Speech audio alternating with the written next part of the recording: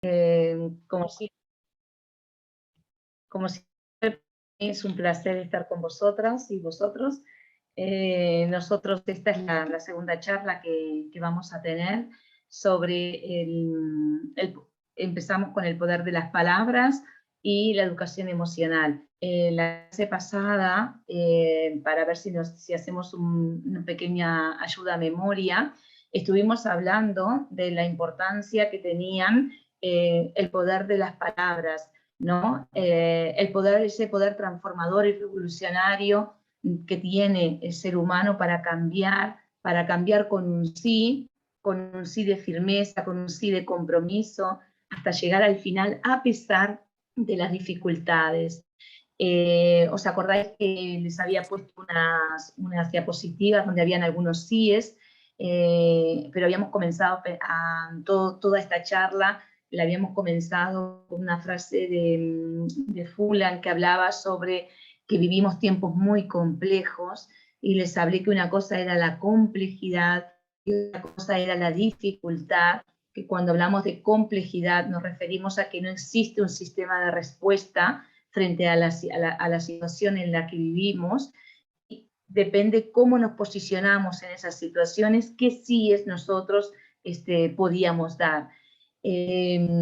Muchas veces vivimos, muchas personas con un profundo error en la percepción y nos vemos impotentes delante de toda esta incertidumbre que está pasando. Fijaros por un momento que aparte de pasar el COVID, nosotros ahora, pues, un volcán en La Palma que hace que muchas personas otra vez se vuelvan a recluir en sus hogares, otra vez los niños no están escolarizados, la fuerza de la naturaleza ha sido devastadora, incluso yo que estoy en Barcelona, hay como un polvillo que te carraspea en la garganta. Si bien los niveles del oxígeno son buenos, tenemos esa sensación, ¿no?, de carraspeo, que siempre estamos continuamente, bueno, ya nos han recomendado beber agua, vemos el cielo muy anaranjado, y creo que esto, claro, genera muchísima incertidumbre. Imaginaros los niños que tenían su casa y que de repente no existe nada de lo que conocían y de lo seguro. Por lo tanto, una de las cosas que teníamos que trabajar era esa idea de interpelar a nuestro nivel de conciencia, porque si bien todo esto que vivimos es un trauma a nivel social, a nivel político, inclusive a nivel económico, de todo esto, es verdad, hemos de sacar un aprendizaje. A veces decimos, pero ¿qué aprendizaje voy a sacar de todo esto? Porque al final todo esto es nefasto. Hoy una persona, por ejemplo, estaba hablando con una persona y me decía, dice, es muy difícil ver las cosas positivas cuando de repente todo el panorama es negro y es desolador. A veces lo único que tengo que hacer, me dice, es me paro donde estoy y miro alrededor y digo, ¿y ahora qué hago? ¿Por dónde comienzo? Y lo único que tengo es mi vida, porque he perdido mi casa, he perdido lo conocido, he perdido mis animales, he perdido mi trabajo en la recolección de plátanos, lo he perdido todo prácticamente. Digo, ¿está la vida? Sí, está la vida, y ahora le damos mucho más valor a la vida. Antes no pensaba en esta vida que tengo, siempre estaba pensando en las cuentas, pensando en lo que vendrá mañana, pensando en el clima, y ahora es la vida. Por lo tanto, y mis vecinos, ¿cuál era lo que nosotros qué era lo que habíamos hablado de la conciencia? Era verdaderamente estar más comprometidos, no solamente con nosotros, sino con los demás. Otra de las cosas que habíamos hablado la semana pasada era un sí al tema de la responsabilidad, a ser consciente de que las cosas sí que han de mejorar, pero no hemos de esperar por las autoridades, a un sí a la motivación, es decir, sé que si la situación es difícil, es difícil, y es muy complejo motivarnos delante de esta situación, pero hemos de conectar con la fuerza del corazón, con la alegría. Ahora es cuando más hemos de estar conectados con esa fuerza, porque lo que está en juego es mucho mayor, y lo que está en juego son las criaturas, son los niños, son los jóvenes, ¿vale? Por lo tanto, habíamos también hablado sí a la confianza. Estoy intentando pensar en todo lo que habíamos hablado.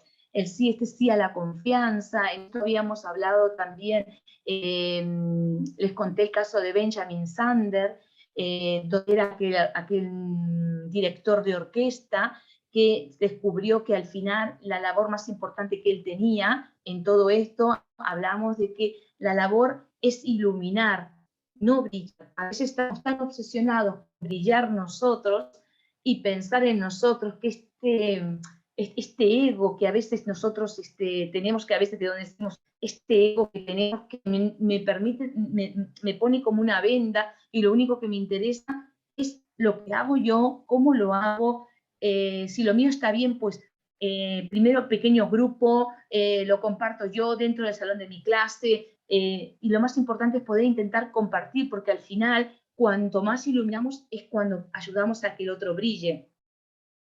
¿Os acordáis que les había comentado de que a ver si podíamos en algún momento reflexionar en privado y pensar, ¿estoy permitiendo realmente que mi ego interfiera? ¿Estoy evitando yo iluminar porque estoy obsesionado en brillar? ¿Vale? Y que miráramos esto no desde una mirada culpabilizadora, sino de una mirada en la que de alguna manera queríamos elevar ese nivel de conciencia. ¿Por qué? Porque si uno cambia la mirada, cambian muchas cosas. ¿Os acordáis que les mostré aquella, que ahora la voy a compartir con vosotros la pantalla? Les mostré aquella famosa imagen que veíamos varias cosas, veíamos un anciano, veíamos, en el anciano veíamos dos ancianos, que todos al final salían detrás de un umbral de un puente. Era cambiar esa mirada. Tenemos una mirada mucho más, más consciente. Luego otra de las cosas que estuvimos hablando, a ver si os acordáis, que era tener una visión inspiradora, y esa visión inspiradora era tratar de salir de nuestra zona de confort, de una zona de seguridad, para salir a una zona de la incertidumbre, que os acordáis que os mostré de alguna manera el mapa de Alejandro Magno, ¿vale? Era intentar de alguna manera tener ese espíritu aventurero, esa idea de salir de esta zona de confort, que sí que es difícil, pero lo que hay detrás de aquel muro, lo que hay detrás de aquella muralla, lo que hay detrás de aquella montaña, siempre es algo que las cosas no se acaban ahí, y a veces el miedo que sentimos nos imposibilita a continuar avanzando. Tenemos muchas murallas en nuestra vida y como decía Alejandro Magno, que le dijo a su general, al final los grandes ejércitos son los que exploran e intentan ver lo que hay más afuera, lo que hay allá afuera. ¿Por qué? Porque solo los que se atreven de alguna manera a ir demasiado lejos descubren qué tan lejos pueden ir. En todo este también les mostré, voy a compartir pantalla con vosotros, a ver si comparto pantalla, si vamos pasando las pantallas, si os acordáis. A ver, que lo tenía por aquí. Aquí lo tengo. Se ve, ¿no? Ahora lo comparto. ¿Os acordáis? Se ve perfecto, Albana. ¿Sí? A ver Sí. si comparto. Iniciar la presentación, a ver si lo veis mejor. Sí, se ve ¿Os perfecto. acordáis, no? Se ve, sí, perfecto. Esto sí es. Este es Benjamin Sander, que es el director de la orquesta. Él sí ha salido de la zona de confort, al espíritu aventurero. Estoy haciendo de alguna manera un pequeño resumen de lo que vimos la clase pasada, de nuestra relación con la incertidumbre, y no quedamos aquí, avanzamos. Solo aquellos que se atrevían a llegar demasiado lejos, hasta qué punto nosotros no nos dejamos vencer por ese miedo que muchas veces nos paraliza, a creer en el potencial dormido de nuestros alumnos. Aquí fue cuando les puse estos dos ejemplos, el ejemplo de Benjamin Carson y de Helen Keller. ¿Os acordáis que ella quedó ciega y sorda, ¿vale? Por una escarlatina, y cómo, no sé si la llegaron a googlear, y cómo ella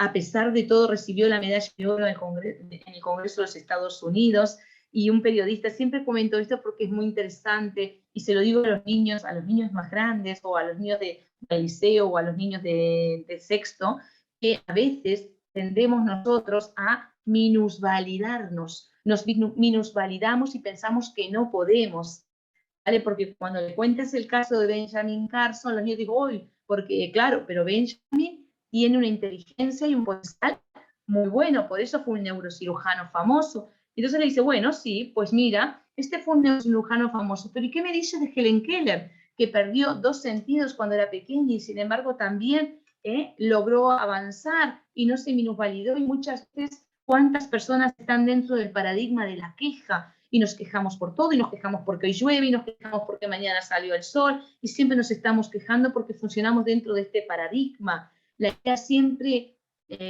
muchas veces las personas a veces ven el árbol y no ven el bosque, ¿vale? Dijimos que muchas veces somos los agentes sociales los que despiertan talentos y almas dormidas.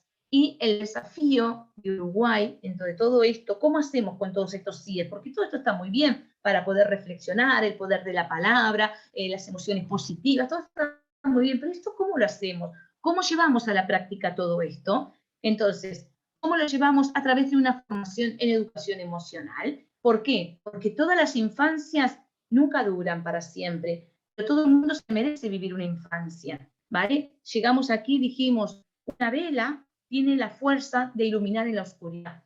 Un árbol puede comenzar un bosque cuando esparce las semillas y se genera un bosque.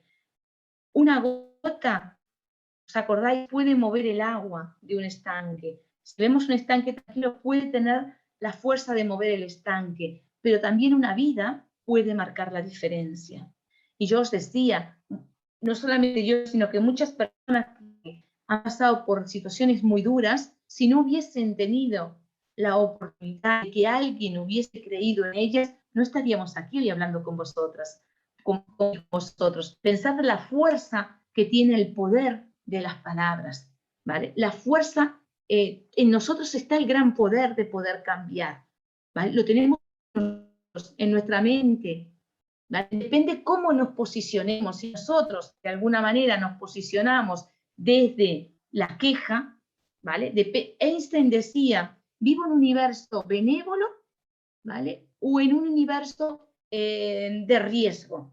¿En qué tipo de universo estoy viviendo yo? Porque si vivo en un universo riesgoso, en un universo de peligro, voy a actuar como tal.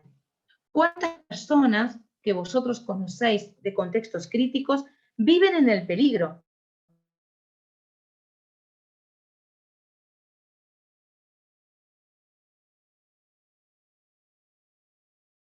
¿En qué tipo de universo en el que tú vives? Muchas veces es como tú te manifiestas.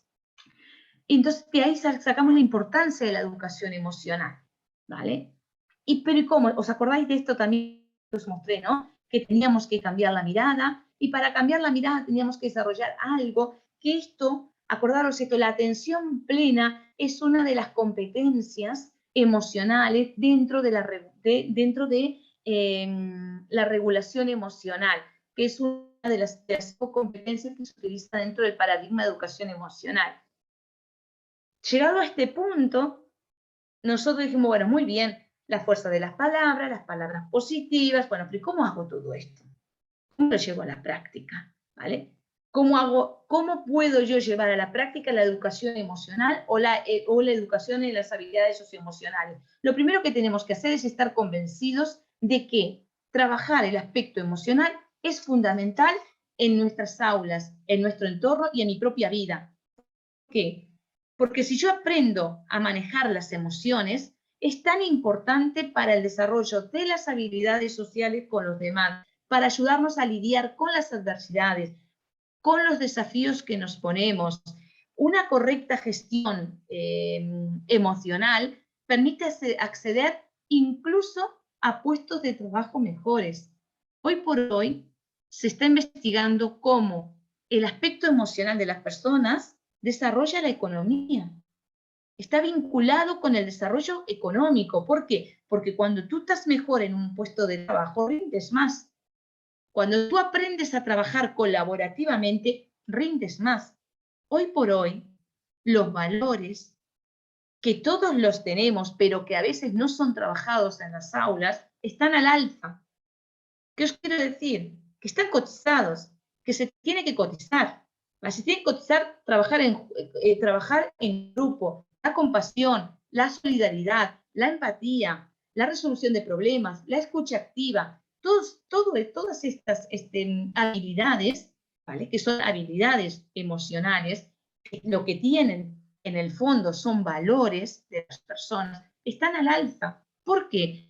Porque los conocimientos están al alcance de la mano. Yo cojo este dispositivo que es el móvil y ya tenemos ahí una enciclopedia andante. Lo tienes en el bolsillo, lo tienes en el bolso, en la cartera, y tienes una enciclopedia. El conocimiento ahora no solamente está reñido al ámbito educativo. La escuela no solamente instruye, la escuela tiene también el poder de educar. Y no solamente es la familia, la escuela también. Y una de las cosas que tenemos que aprender a educar son los valores. Los valores. Una persona y un niño con valores hace de esta sociedad un mundo mejor. Y vosotros decís, bueno, pero esto sí lo trabajamos siempre. Siempre decimos que hay que hacer, sí. Eso es que lo trabajemos a viva voz. Esto tiene que tener una sistematización. Esto es como cuando tú enseñas las tablas o cuando tú enseñas a sumar y restar. ¿Verdad que realizas un proceso didáctico? ¿Verdad que comienzas con algo muy sencillo para terminar complejizándolo? Lo mismo pasa con los valores que están inmersos, inscritos dentro de las emociones. Desarrollar la compasión, el servicio, el altruismo, la escucha activa, todos estos valores se enseñan y se enseñan en la escuela. ¿Vale? No solamente, muchas veces es la familia, pero cuando no está la familia, tiene que responder la escuela. La escuela de alguna manera tiene otra función. Hay otras funciones, y más ahora, después de este tiempo que hemos pasado de pandemia, la escuela tiene otra función. Ya vemos que existen las aulas invertidas, cada vez más hay mayor auge de las aulas invertidas. ¿A qué me refiero con las aulas invertidas? A que el niño aprende un conocimiento en casa, aprende de forma virtual junto con otros compañeros más, viene a la clase y expone lo que aprendió. Y el profesor se convierte en un guía de todo esto. Para poder hacer esto es necesario creer en el otro, entender que está el otro, porque si no está el otro, si yo no creo que el otro existe y que el otro no me puede ayudar a mí, no puedo vivir solo, no puedo vivir aislado. Tú te acercas al otro desde lo que tenemos en común, no desde las diferencias. Y para poder conocer al otro, lo primero que tengo que hacer es conocerme a mí mismo. Porque si no me conozco, ¿qué voy a dar? Me explico, cada uno es una imagen de lo que es. ¿Tú qué proyectas? ¿Cómo te posicionas? ¿Qué cosas das al otro? Entonces, todas las personas, aquí yo creo que también esta fotocopia, creo que no, esta diapositiva que no se la mostré, todas las personas necesitamos de otras personas para crecer. No solamente está el poder que tienen las palabras para acercarnos al otro, sino que también en el encuentro, y cuando hablo del silencio, hablo de la escucha, de poder escuchar al otro.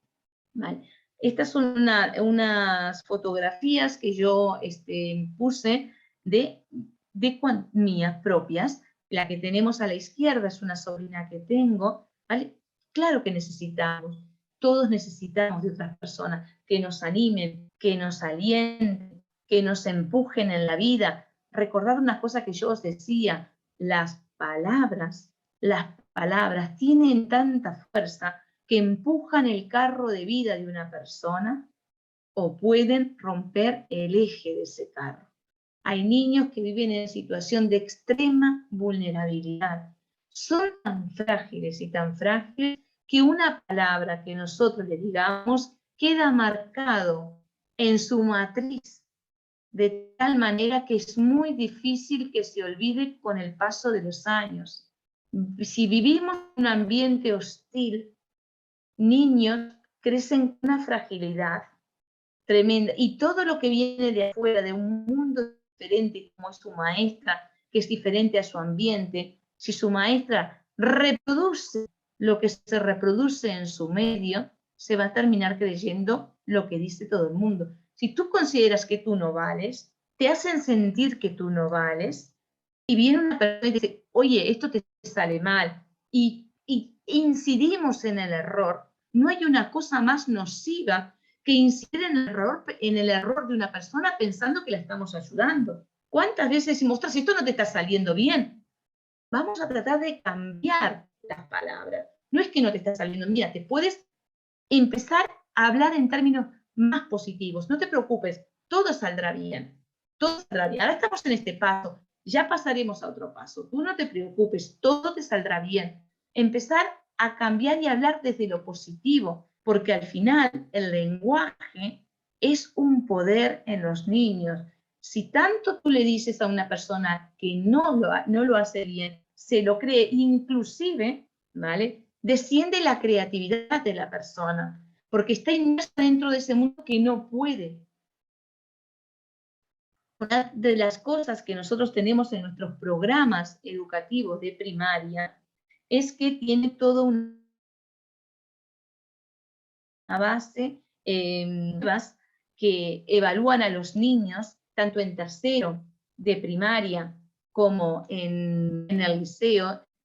Por hoy son unas bases competenciales, pero nuestros programas curriculares están basados por lo lógico-matemático, están basados por el aprendizaje fundamental de la lectura, de las matemáticas, que se les llaman áreas instrumentales. Estas áreas instrumentales tienen una base en lo que en un momento de la historia René Descartes decía, pues mira, pienso y luego existe este famoso racionalismo filosófico. Pero yo decía y os comentaba que si bien René Descartes dijo aquella frase, no nos olvidemos, porque si continuamos leyendo el libro, hay otra frase que dice que la salvación del mundo se encuentra en el corazón de las personas, en su humildad. O sea que fijaros cómo se reconoce también el valor de la humildad como un valor en sí mismo. Y aquí comenzaríamos el tema de hoy, que sería, ¿qué es la educación emocional? ¿Qué son las habilidades socioemocionales? ¿Desde qué paradigma nos posicionamos?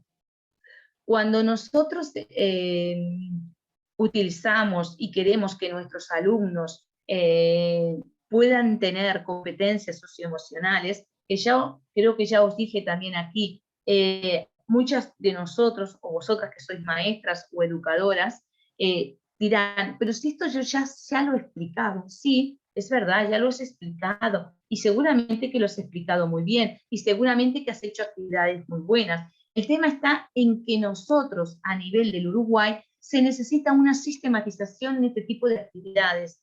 Hay que sistematizarla, hay que temporalizarlas, hay que evaluarlas, y para poder introducir programas de educación socioemocional en las escuelas es necesario una formación. Si no hay formación, no hay educación emocional. No hay, ¿qué es lo que hay? Pues hay ideas, y bueno, y este niño tuvo la suerte de encontrarse con un profesor que justamente tenía un proyecto de educación emocional, o esta escuela hoy se encontró con una directora que creía en esto y lo aplicamos, y no existe una continuidad en el tiempo, es innecesario tener una continuidad. Para poder entrar en el tema de educación emocional, tenemos que pensar de dónde viene la educación emocional. La educación emocional viene de la inteligencia emocional, que tiene los orígenes en Sorno, en 1920, donde Sorno hablaba, ¿vale? Y decía que la inteligencia se dividía en tres componentes, como lo dice aquí, en la inteligencia abstracta, ¿vale? Que es todo en el plano de lo mental, la inteligencia mecánica, las personas aquellas que a través del hábito, por ejemplo, un mecánico, ¿vale? O un panadero, ¿vale? Que siempre están haciendo lo mismo, se terminan especializando en eso que están haciendo, desarrollan la inteligencia mecánica, que inclusive te pueden llegar a decir, hasta con los ojos cerrados lo sé pesar, hasta con los ojos cerrados sé cuál es la pieza que va, ¿vale? Y la inteligencia social. Dentro del componente de la inteligencia social, Sornay, que les puse aquí en el libro en 1920, habla de qué es la inteligencia social. Fue el primero que habló sobre la inteligencia social y dijo que es la capacidad que tiene una persona. ¿Para qué? Para comprender y dirigir las relaciones humanas de forma tan eficaz que puedan de alguna manera adaptarse al medio social. Y de ahí es uno de los primeros, el primer origen fue Sornay.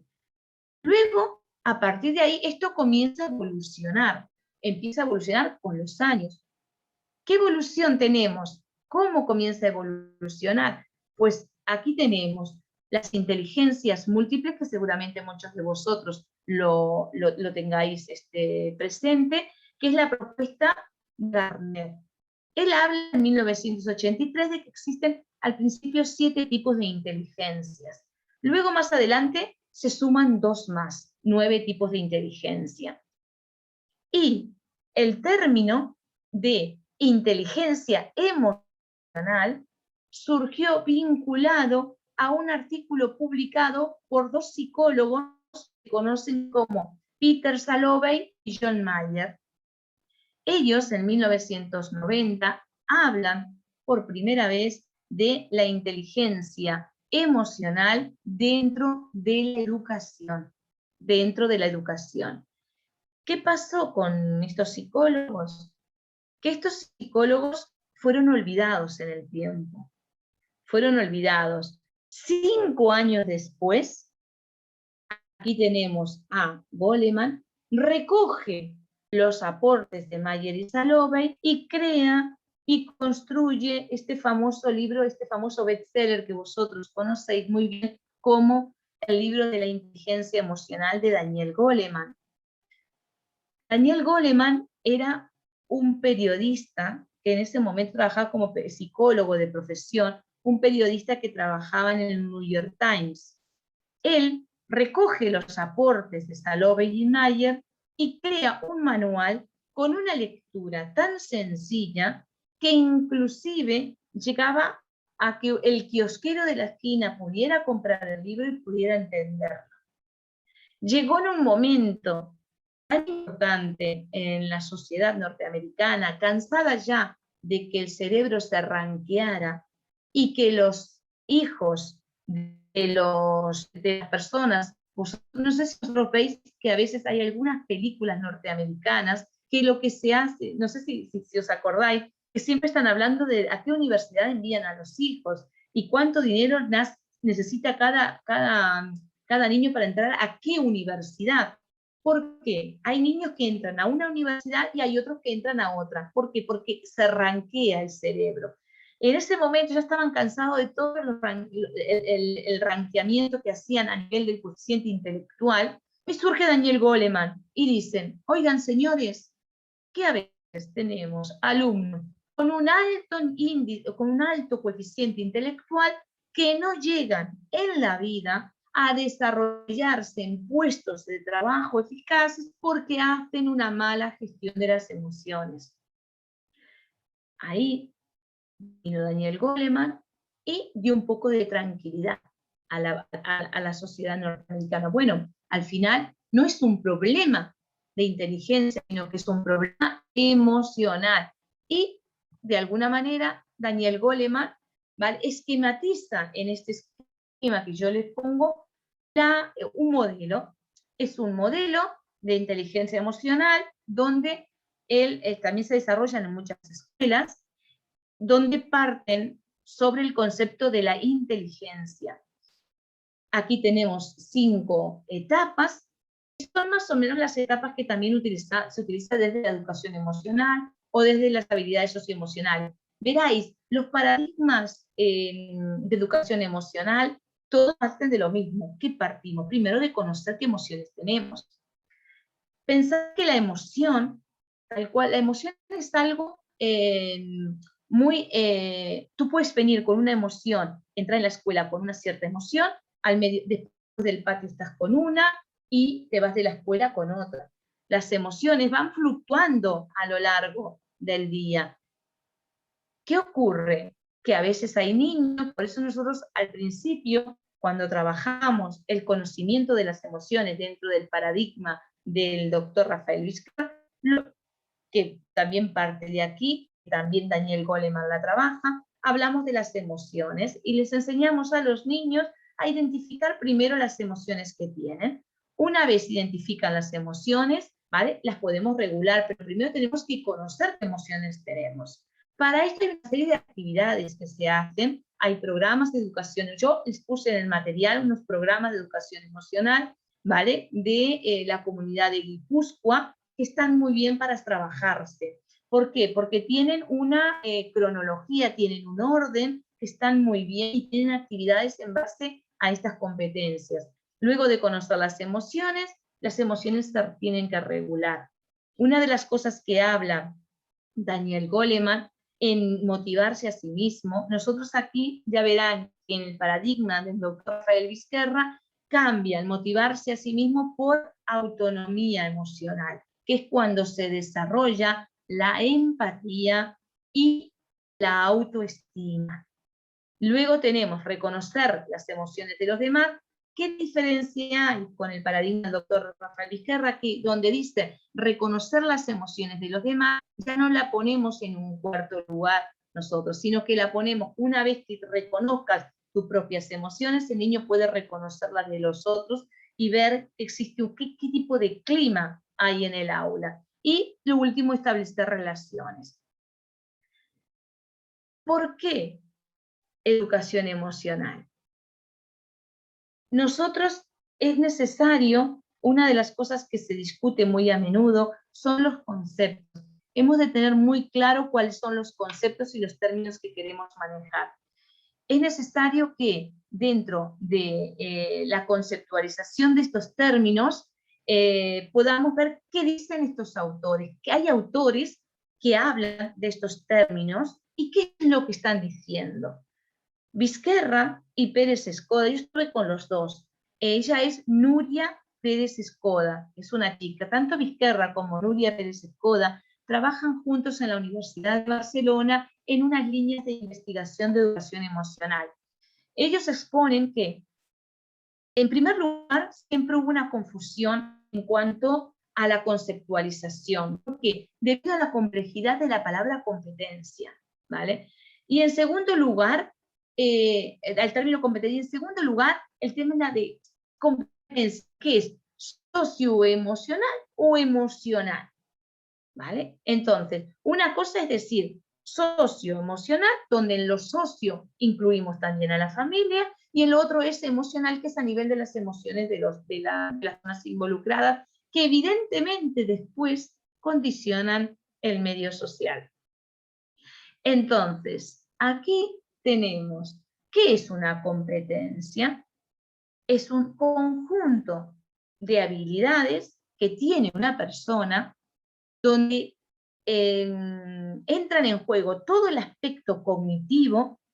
Dentro de lo cognitivo está lo motivacional de la persona, para ver cómo esa persona, delante de un problema, delante de una situación, puede tener éxito y puede resolver, ¿vale? Es decir, tanto a nivel a nivel cognitivo, o sea, a nivel de conocimientos, a nivel de una reflexión, yo puedo afrontar con éxito algo. Es decir, por ejemplo, se me rompe el grifo de la cocina, tengo que ser competente. ¿Cómo puedo solucionarlo? ¿Vale? Pongo en juego toda mi lógica, mis conocimientos, ¿vale? Tengo que estar también motivada para cambiar el grifo, ¿vale? Y buscar una solución a ese problema. Si no puedo, tengo que buscar otra solución. Eso es una competencia, pero es una competencia en el ámbito, en cualquier tipo de ámbitos, tanto para cambiar un grifo como para darle vuelta a un tornillo, tanto para coger una sierra, tienes que ser competente, también a nivel manual, tienes que darte cuenta de que depende cómo cojas sierra, corta o no corta, depende cómo si te sale o no. Esa es la competencia, tener una habilidad para poder enfrentar una situación y resolverla con éxito. ¿Qué es una competencia socioemocional? ¿Vale? Aquí otra vez tenemos a Vizquerra y a Nuria Pérez Escoda, que en el 2100 te exponen que las competencias socioemocionales son un subgrupo dentro de las competencias personales. Es decir, las personas tienen competencias dentro de estas competencias para resolver situaciones de la vida cotidiana, hay un área, ¿vale?, en la cual tenemos algunas competencias personales. Podemos o no tener competencias socioemocionales, las personas, pero podemos ser muy competentes para cambiar un grifo, ¿vale? Desde esta perspectiva, ellos entienden, ¿vale?, que las competencias emocionales tienen que ser un conjunto de conocimientos, de capacidades, de habilidades, de actitudes. ¿Para qué? Lo tenés en el cuadrito de la derecha. ¿Para qué? Para comprender, expresar y regular de forma apropiada todos los fenómenos emocionales. Es decir, yo me encuentro delante de un problema. ¿Puedo resolver este problema desde la lógica? ¿O puedo resolverlo desde la lógica y desde lo emocional? ¿Vale? Hay personas que dicen, ostras, no es nada empática esta persona, resuelve los problemas y no es nada empática, es porque le está fallando la competencia socioemocional, pero no la resolución del problema. Puede resolver muy bien el problema, pero no ser nada empática, ¿vale? Entonces tiene una competencia para poder resolver este problema, pero no tiene una competencia socioemocional.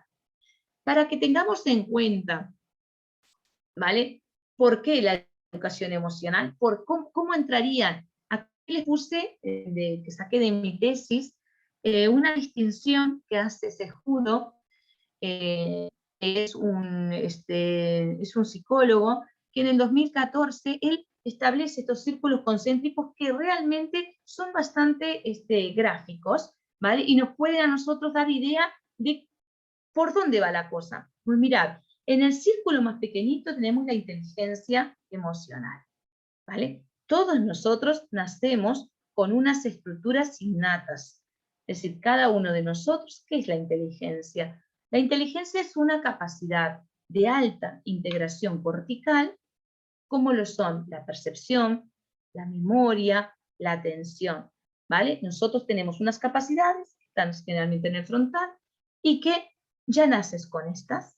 En la medida que te vas socializando con otro, vas desarrollando aún más esta competencia, pero tú naces con unas estructuras innatas, ¿vale? La competencia socioemocional, tú tienes la inteligencia, es lo que tú haces, la capacidad que tú tienes, ¿vale?, para poder desarrollar a nivel emocional, ¿vale?, esa estructura innata que tenías. Tenías una estructura innata, puedes desarrollarla a nivel social y luego puedes resolver las situaciones. Pero cuando hablamos de educación emocional, nos referimos a que toda la vida, no solamente la vida del niño a nivel infantil, sino que a nivel laboral, estamos nosotros siendo educados a nivel emocional. Siempre tenemos instancias en la vida para aprender, ¿vale? Tú ahora, en tu ambiente laboral, te puedes encontrar con una serie de dificultades sociales diferentes de las que se puede encontrar un niño en la escuela, ¿vale? El desarrollo de las habilidades socioemocionales en la escuela tienen que ver con un ámbito concreto, que es a nivel socioemocional, ¿vale? Nosotros, cuando hablamos de educación emocional, nos referimos a que todos podemos ser educados en las emociones. Decimos que las emociones se enseñan, las emociones se identifican, las emociones se regulan, no solamente en el ámbito laboral, sino en cualquier ámbito de la vida de la persona, estamos siendo educados. Este es un esquema que nos brinda ese escudo, que a mí, por ejemplo, cada vez que lo explico, pues abre un poco más el panorama de qué es lo que entendemos por cada concepto.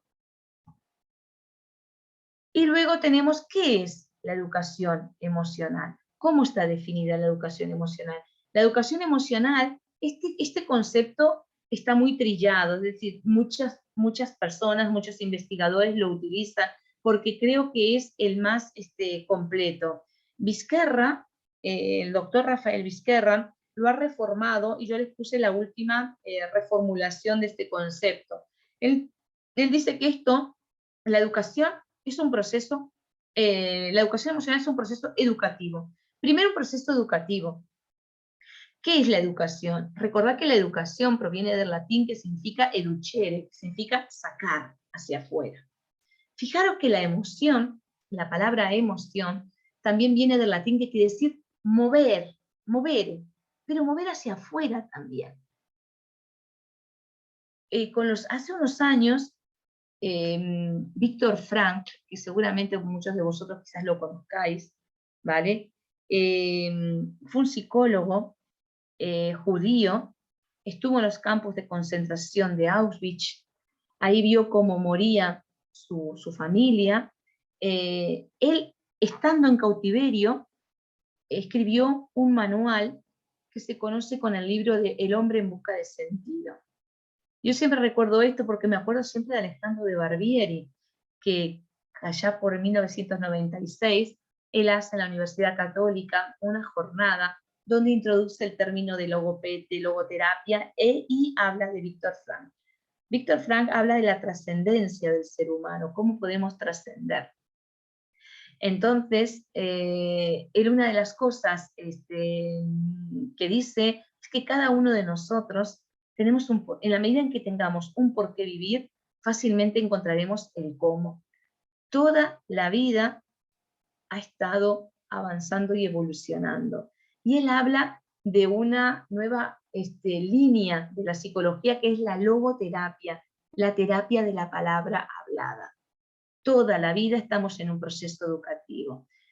La educación emocional es un proceso educativo continuo y permanente. O sea que esto es, ay, se me fue. Esto es continuo y permanente. ¿Qué es lo que pretende? Potenciar el desarrollo emocional como complemento indispensable del aspecto cognitivo. No es que el aspecto cognitivo es una cosa y lo emocional es otra. Los dos van de la mano. Y os digo un poco más. Si tú emocionalmente no estás estable, no puedes el aspecto cognitivo llevarlo bien. ¿Vale? Son esenciales. ¿Son esenciales de qué? Del desarrollo integral de la persona. La palabra desarrollo integral ha sido muy manoseada. ¿Por qué digo muy manoseada? Porque mirad, en todos los ámbitos educativos se utiliza, siempre decimos lo mismo. ¿Qué es lo que queremos? Y queremos el desarrollo integral. Pero el desarrollo integral está compuesto no solamente por el aspecto cognitivo, también por el aspecto emocional del niño. Si no trabajamos el aspecto emocional, el cognitivo va cojeando, cojea, ¿vale? ¿Y por qué lo hacemos? Porque lo que queremos es el desarrollo de unos determinados conocimientos, habilidades sobre las emociones, con el objeto de ¿qué? ¿Cuál es el objetivo? ¿Cuál es la finalidad? Afrontar mejor los retos que se te plantean en la vida cotidiana. ¿Y con cuál es la finalidad de todo esto? Aumentar tu bienestar. Si tú sabes cómo enfrentarte a la vida, cómo solucionar los retos de la vida, aumentará tu bienestar. ¿Cuántas veces estamos a veces inmersos en situaciones muy tóxicas? ¿Cuántas veces a veces no vemos la solución? Porque no hay conciencia de verla. A veces buscas y no la encuentras, porque estás metida en ambientes tóxicos, que como toda la vida estás viviendo en ambientes tóxicos, te acostumbras, y es necesario, ¿vale? Buscar el bienestar social. No puede ser que siempre estemos nosotros viviendo en la cuerda floja. No puede ser que estemos viviendo siempre en el estrés constante, porque no hay bienestar. Y uno da lo que tiene. Si tú estás estresado, ¿qué le vas a brindar a tus alumnos? Si tú estás nerviosa, ¿qué le vas a dar a tus alumnos? Si tú no te conoces, ¿cómo te vas a acercar al otro? Si ni siquiera te conoces. Si quieres iniciar una relación con una persona, ¿cómo la vas a iniciar si ni siquiera te conoces, ni siquiera sabes qué quieres, a dónde quieres ir, cuáles son tus gustos, qué tienes tú, qué tienes para ofrecer? Por eso es importante, primero, el autoconocernos a nosotros mismos. El autoconocimiento, que es lo que fallan muchas veces los adolescentes, el autoconcepto de sí mismo, ¿vale? No me conozco, no sé, creo que se me está agotando la batería, perdonad. Un momento. Vale, ahora. Y es lo que fallan los adolescentes, en el autoconcepto. Aquí lo que tenemos es ¿Cuál es la finalidad? O sea, yo tengo la educación emocional, la defino como un proceso continuo, ¿vale? Que es indispensable para la persona, donde la persona puede desarrollar ese famoso desarrollo integral, ¿vale? Pero ¿cuál es la finalidad? ¿Por qué se hace esto? ¿Por qué se introduce esto en las escuelas? ¿Por qué? Desde la propia finalidad de la educación. ¿Por qué? Porque nosotros podemos de alguna manera justificar la educación emocional desde la propia finalidad educativa. ¿Qué quiere decir con esto? Que consiste en el pleno desarrollo de la personalidad integral. Por eso hoy decía, vigilar, porque a veces el desarrollo integral está muy manoseado. Porque todos decimos que queremos el desarrollo integral, pero muy pocos lo cumplimos, porque lo que nos interesa son los conocimientos de los niños, ¿vale? Y además, dentro de todo esto, una de las finalidades de la educación está en preocuparse por aprender a ser, aprender a vivir, aprender a convivir y aprender a hacer, ¿vale? Que están implicados dentro de la educación emocional. Hay dos de estos. Lo que acabo de deciros ahora son los 4 pilares fundamentales del informe de Delors. En 1996, Jacques Delors realiza un informe donde habla sobre el tesoro de la educación y dice que para el siglo XXI la educación tiene que basarse en 4 pilares fundamentales: aprender a ser, aprender a convivir, aprender a hacer, y aquí en el aprender a ser y aprender a vivir, que es también convivir, ¿vale? Serían los fundamentos que tiene la educación para introducir la educación emocional dentro de la educación curricular. Otro de las finalidades que tiene la educación, de por qué queremos introducir la educación emocional, es desde el análisis de las necesidades sociales. ¿Por qué surge la educación emocional? La educación emocional surge con fuerza en los años 90, porque quería de alguna manera dar una respuesta a determinadas problemáticas que se daban en el ámbito social, como eran, como veis ahí, el consumo de drogas, las ansiedades, los embarazos precoces, el bullying, actualmente el ciberbullying, depresión, ansiedad, que ya os dije. Todas estas situaciones, que son situaciones de riesgo social para un niño, que no son suficientemente atendidas por la educación curricular, han de ser atendidas desde la educación emocional. ¿Y cómo han de ser atendidas? Desde la prevención primaria. La educación emocional funciona como lo que os acabo de decir ahora, es totalmente preventiva. Preventiva de estos factores de riesgo social que muchas veces tienen nuestros alumnos y nuestros jóvenes. No solamente nos basamos en que la finalidad de la educación, de la educación emocional esté inscripta dentro de las finalidades de la educación y no solamente de las necesidades sociales, sino de los nuevos avances de las investigaciones.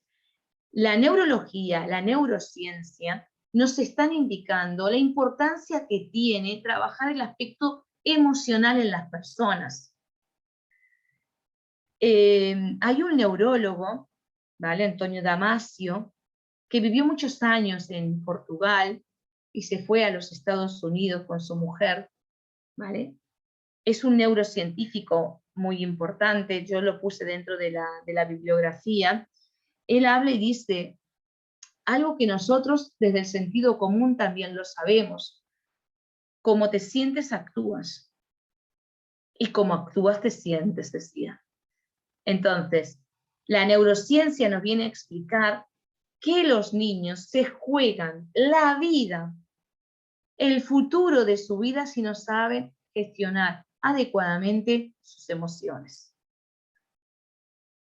Si nosotros estamos inmersos en esta sociedad en la que estamos, donde se sabe el precio de todo y el valor de tan poco, donde los jóvenes, los youtubers, fijaros ahora, que hoy por hoy les genera ansiedades a los jóvenes no ver un like o un me gusta en una fotografía, al punto de que comienzan a tener una distorsión de la realidad y dicen, por ejemplo, pues no me han dado me gusta porque tengo un lunar aquí, y comienza toda una distorsión del joven y se quiere quitar el lunar porque nadie le ha dado un like, un me gusta a la foto.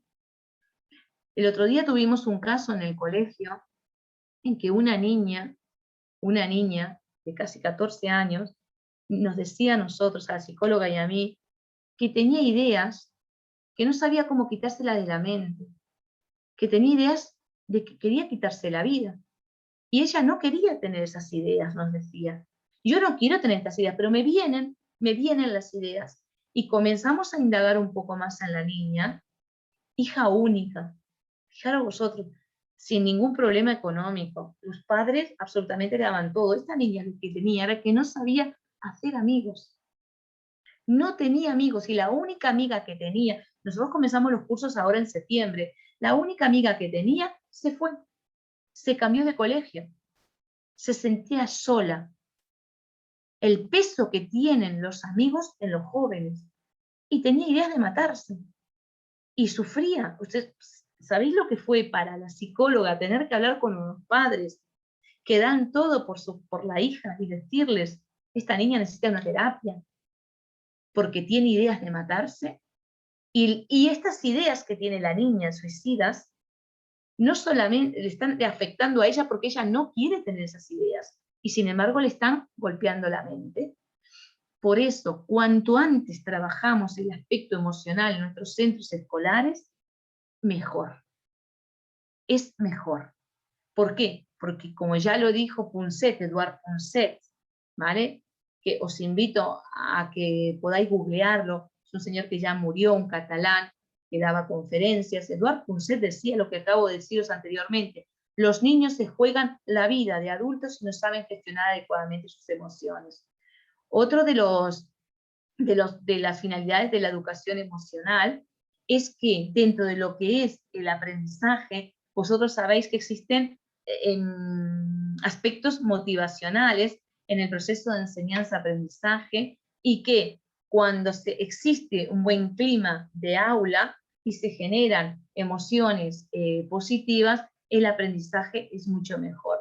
Cuando un niño, en lugar de ver un problema, ve un reto a solucionar y cambia la mirada, los niños avanzan en el aprendizaje. Pero no solamente esto, sino que también desde los resultados de los procesos educativos, es decir, existen elevados índices de abandono y fracaso escolar, dificultades de aprendizaje, ansiedades ante los exámenes, problemas de convivencia escolar, ¿vale? Todos estos, ¿vale?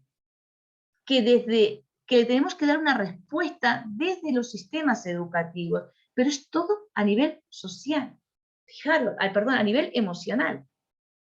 En conclusión, os puse aquí, lo dice Vizquerra en el 2003, todos estos argumentos pedagógicos, psicológicos, sociales y normativos, ¿vale?, indican la necesidad y justifican la presencia de la educación emocional, ¿vale?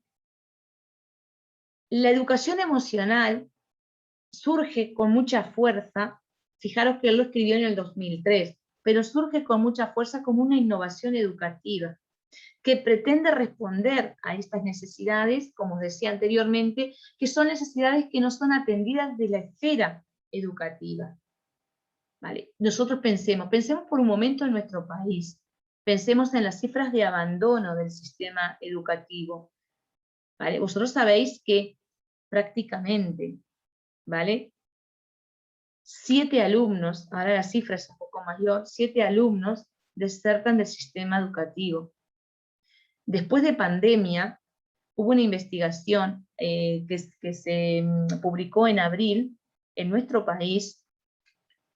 6 de cada 10 niños no comprende lo que lee en tercer año de escuela.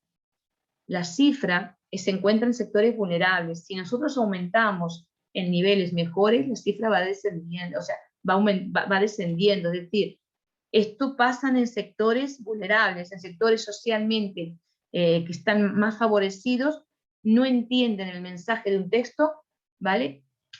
4 niños de 10. ¿Qué queremos decir con esto? ¿Qué va a pasar con estos niños de sectores más vulnerables que no comprenden el mensaje de un texto en tercero de escuela? Van a ir subiendo con problemas en la lectoescritura, se van a dar cuenta que no tienen las habilidades necesarias, se van a sentir frustrados. La repetición ya está demostrado que la repetición no es buena para los alumnos. ¿Por qué? Porque no logran aprender más, porque lo que les afecta es su propio estado emocional. Un niño que repite 3 veces, yo me acuerdo cuando estaba en el barrio Borro, trabajando en la escuela 178, los niños es que no sabían leer, no aprendían, y tenías unos objetivos de salida que el niño no los cumplía. Y nos decían, este niño, vamos a evaluarlo, lee, comprende lo que lee, no, pues queda repetidor. ¿Está qué? Claro, tenía 6 años, tenía 7, pero a los 7 años tampoco leía y comprendía, otra vez repetidor. Había niños que dejábamos repetidor 2 veces en primero. ¡Qué error! Y eso yo digo, y yo también lo he hecho, qué error dejar 2 veces repetidor un niño. Niños con casi 9 años compartiendo experiencia con niños de 6 años. En aquel momento, pues mira, era lo que se usaba, lo que nos pedían que teníamos que hacer. Hoy por hoy entiendes que lo que tienen que existir son más equipos multidisciplinarios para ayudar a estos niños, respaldarlos y que no queden repetidores. ¿Vale? Y esa es la realidad que tenemos nosotros en el Uruguay. Evidentemente la educación emocional no es la panacea, ni tampoco es la que va a solucionar todos los problemas de la educación uruguaya, pero puede mejorar en algo. Por suerte existe una amplia apertura hoy por hoy por parte de las autoridades de aplicar propuestas de educación socioemocional. Ellos hablan desde el paradigma socioemocional. Cuando hablamos socioemocional nos referimos al aspecto social del niño, la familia, el ambiente en el que se encuentra y él mismo a nivel emocional. Es decir, trabajar con la familia y trabajar con el niño. Hay una apertura por parte de las autoridades uruguayas. El problema está en que no nos dicen cómo hay que hacerlo. No existe una formación en el medio para deciros, mirad, esto hay que trabajar con la familia. Esto cuando en Uruguay no existe escuela para padres, pero hablan desde un paradigma socioemocional. Cuando tú hablas desde un paradigma socioemocional, te estás refiriendo a la familia. La familia tiene que estar inserta dentro de esta propuesta, ya que hay que educar a la familia también. Está muy bien educar a la familia, pero claro, si te dicen que lo tienes que hacer, pero no, que hay que hacerlo, pero no te dicen cómo lo tienes que hacer, también estamos delante de un problema. Hoy por hoy hay un informe Arista que me lo pasaron la semana pasada, el informe Arista que se hizo en 6º año de escuela. Han hecho como un cuestionario, yo no lo vi porque no está publicado, pero sí que lo estaban haciendo y la INET lo publicó que se está haciendo. No publicó cómo se está haciendo, ni en qué consiste el cuestionario, simplemente está diciendo que las habilidades socioemocionales son importantes trabajadas en los ambientes escolares. Y nos hablan de toda de muchísima bibliografía, que parte de esta bibliografía se los estoy mostrando yo ahora. Y aquí tenemos a nuestro señor Rafael Vizquerra, que es el señor que de alguna manera es la cara visible de este paradigma,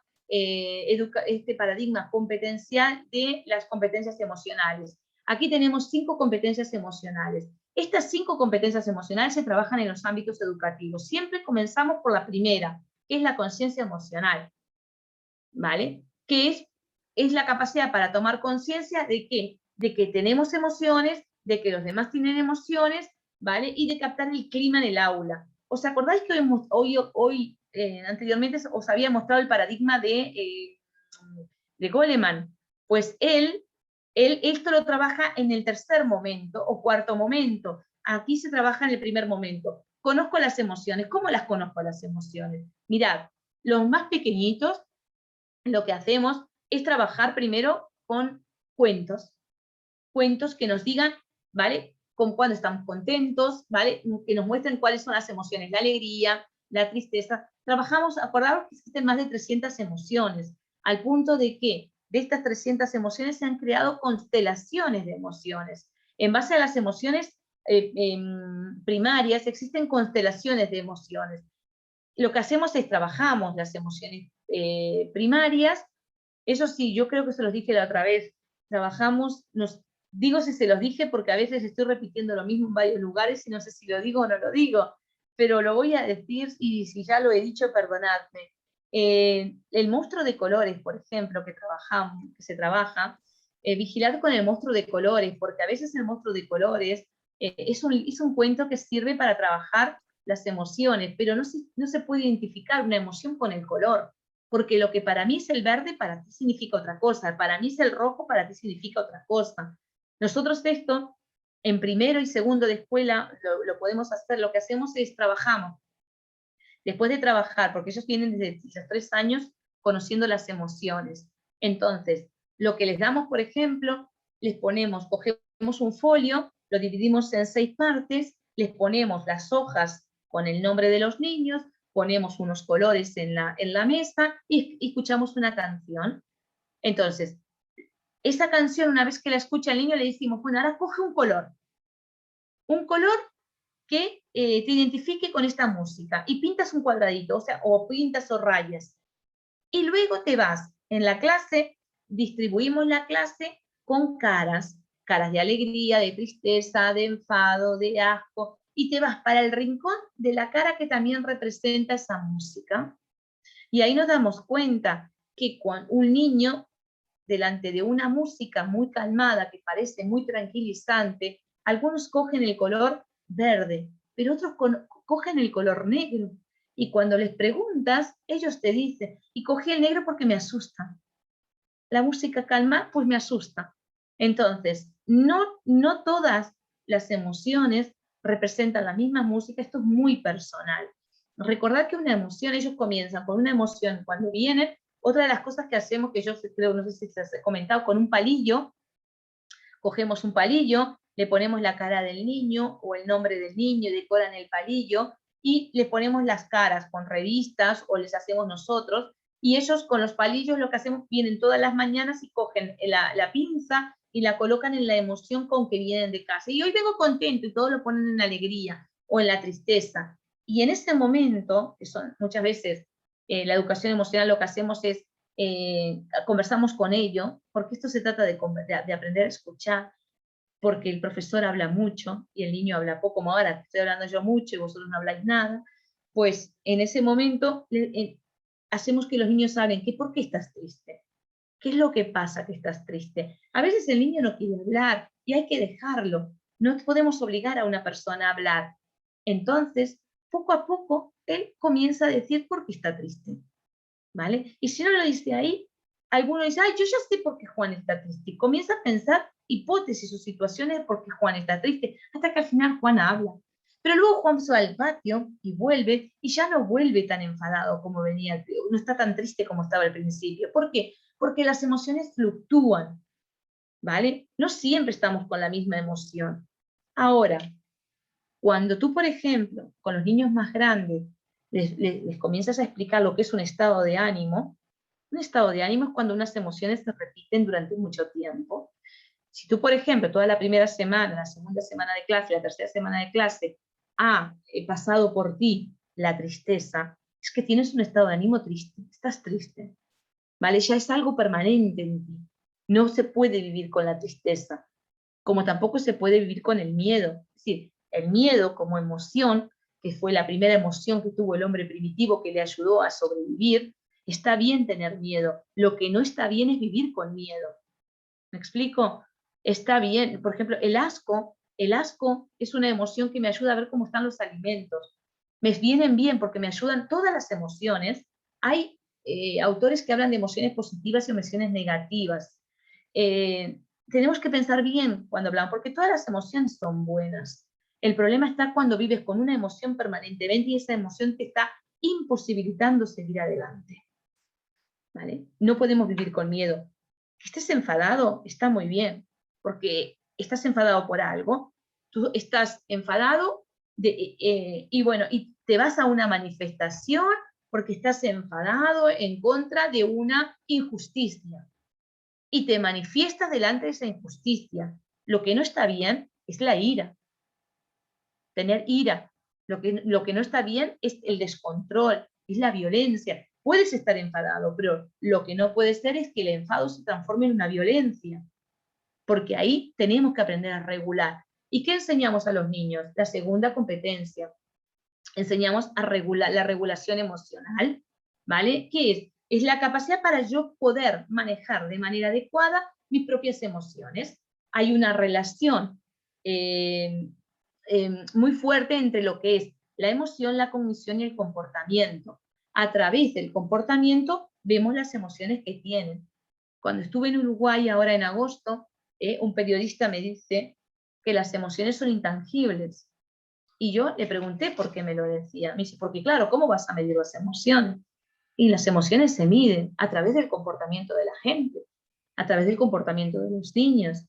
Y aún así aplicamos nosotros cuestionarios de educación, aplicamos un test, hay test o cuestionarios, o un pretest y un posttest que determinan cómo se encuentran los niños en cuanto a la regulación emocional. Tener buenas capacidades para enfrentar un problema es vivir desde la seguridad. Es decir, cuando tú te puedes enfadar, ¿vale? Y puedes resolver el enfado satisfactoriamente, tienes estrategias de regulación. Nosotros a los 3 años, en el colegio, les enseñamos a los niños diferentes técnicas. Hay una técnica que la utilizan los niños, que es la técnica de la tortuga, ¿vale? Que se realiza a través de un cuento, y le explicamos a los niños pequeñitos que cuando estás muy enfadado tenemos que hacer como la tortuga que se mete dentro del caparazón. Entonces ellos están en el patio, cogiéndose la cabeza así, de esta manera, y a veces, como todos ya sabemos que están haciendo la técnica de la tortuga, a veces vemos niños en el patio con 3 añitos hacer esto, y ya los dejamos porque sabemos que están intentando regularse, regular el enfado. Lo que hacen en la escuela, que les viene bien, también lo repiten en casa. Por eso, en las reuniones que tenemos con los padres, les explicamos este tipo de estrategias, porque los niños la van a reproducir en casa. Los niños más grandes, ¿qué hacen? Hacemos lo que hicimos hoy, desarrollamos técnicas de mindfulness. Mindfulness nos permite respirar. La respiración es una técnica de regulación emocional. Existen diferentes tipos de respiración y se los enseñamos a los niños. La respiración de la abeja, la respiración del globo, ¿vale? Hay varias respiraciones que les vamos enseñando desde pequeños hasta grandes. Cuando ya llegan a sexto, como grupos que yo tengo, lo que hacemos con los niños es, hacemos la meditación. Empezamos a meditar 3 minutos, luego de 3 minutos pasamos a 5 minutos, y de 5 minutos pasamos a 15, y así hasta media hora de meditación. Terminamos sexto año con media hora de meditación. Y ellos aprenden a meditar, aprenden a estar calmados. ¿Y qué hacen? Y bueno, y muchos se duermen. Y bueno, es porque necesitan dormir, se duermen. Pero después de dormir se comienzan a practicar la meditación. Y la meditación es atender a la respiración. Cuando tú meditas, es cuando tú logras concentrarte en la respiración. Es una de las cosas, es una de las estrategias de regulación emocional más que no te cuesta dinero, que no te cuesta ir a una terapia, pero que la puedes hacer inclusive andando. Cuando vas a caminar, donde sea, concéntrate en la respiración, porque la mente es muy puñetera y te trae unos pensamientos que a veces cuesta, ¿eh? Y la mente siempre va para el lado más negativo. Entonces, para evitar todo esto, para evitar este tipo de pensamientos, ¿vale? Tú o tienes 2 opciones: o le dices a los pensamientos que se vayan, o empiezas a pensar en la respiración. ¿Cómo entra el aire? Empieza a concentrarte cómo entra el aire por tu nariz, cómo sale por tu boca, cómo va entrando. Y si viene un pensamiento, quítalo y sigue pensando en la respiración y camina pensando en la respiración. Otra de las competencias que tenemos aquí es la autonomía emocional, ¿vale? Nosotros en el tema de la autonomía emocional lo que hacemos es desarrollamos fundamentalmente la empatía. Aquí trabajamos muchísimo la empatía.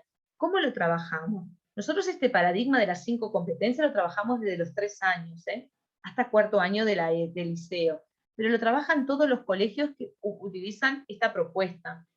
Tanto si esta propuesta como otras, siempre se trabajan todas, y generalmente lo que hacemos es trabajar, como son 5 competencias, trabajamos cada 2 meses una competencia, y así tenemos los 10 meses de escolaridad. En la autonomía emocional lo que nosotros hacemos son ejercicios para desarrollar la empatía, ¿vale? Entonces, por ejemplo, hacemos unos circuitos con los niños, donde a veces con los más pequeños, o con quinto, o con sexto, les decimos que se descalcen, y que cada uno comienza a coger los zapatos del otro.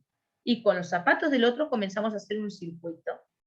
¿Vale? Evidentemente, previamente hablamos sobre el tema del asco. Bueno, ahora no lo estamos haciendo por el tema del COVID, pero era lo que hacíamos. Ahora lo que hacemos es el juego del lazarillo, que esto también lo hacíamos con los padres. Es decir, vendamos los ojos y dejamos que el otro te guíe. Entonces, luego ponemos en común cómo te has sentido, el confiar en el otro, ¿vale?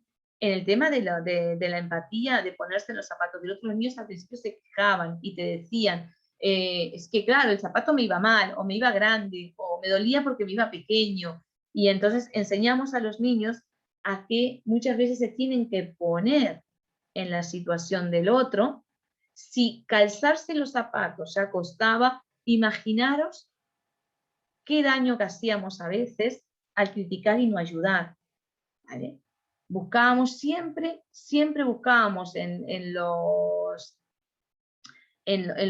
niños generar la compasión. Fijaros, compasión es mirar al otro, compasión, es un término que es con y pasión. Mirar al otro desde la empatía. Eso significa compasión, mirar al otro desde la empatía. Otra de las competencias sociales que nosotros desarrollamos dentro de este paradigma es la capacidad de mantener buenas relaciones con las personas. Para poder, esto cuesta muchísimo, mantener buenas relaciones. Siempre hemos de pensar en que hemos de trabajar yo una de las cosas que le pido, bueno, estamos en un ambiente, pero bueno, esto es un ambiente laico, pero bueno, yo siempre le pido a Dios que me dé la humildad necesaria para enfrentar día a día las cosas que pasan. Humildad. Que la humildad no está reñida con la grandeza del ser humano, sino que van de la mano. Es decir, cuando nosotros miramos al otro desde la humildad y nos damos cuenta que el otro ya no pudo hacer más, debemos darnos cuenta que hay gente que no puede llegar a ser, pero no podemos mirar al otro desde un escalón de superioridad, sino de un escalón para poder ayudar. Ayudar al otro sin que el otro sienta que tú te encuentras en una situación de superioridad. ¿Por qué? Porque estamos juzgando al otro. Nos ponemos como jueces. Qué importante, mira, y te ayudé, y te ayudé en esto. No, no. Cuando ayudemos, que se entere el que se tenga que enterar, porque a veces no sé por qué hasta al final ponemos, como estamos siempre con las redes, hasta en las redes publicamos lo que hacemos, ¿no? Qué bueno que es cuando el otro que nadie se entera de la ayuda y te enteras tú y el que has ayudado. Generemos luz a nuestro costado. Pensad que la palabra caritas viene del latín, que significa servicio. Perdón, al revés, servicio viene del latín que significa caritas, que es servicio, y es la máxima expresión de amor. La máxima expresión de amor. Por lo tanto, cuando desarrollamos la competencia social, desarrollamos también la comunicación afectiva hacia el otro, el respeto por el otro, tener actitudes prosociales, la asertividad del pensamiento, el poder compartir y generar emociones positivas en los demás. Y por último, tenemos la competencia para la vida y el bienestar, ¿vale? Esta es una de las últimas competencias que nosotros trabajamos a nivel social.